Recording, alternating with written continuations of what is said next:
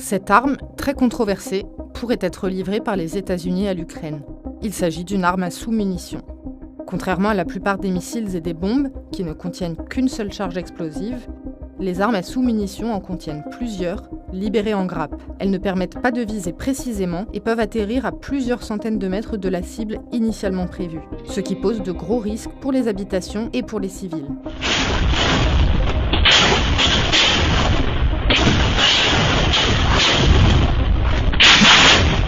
Autre danger, un certain nombre des sous-munitions larguées n'explosent pas à l'impact et peuvent tuer des civils longtemps après leur largage. En 2008, plus de 120 pays ont signé une convention interdisant leur usage. Les États-Unis, la Russie et l'Ukraine n'ont pas ratifié cette convention.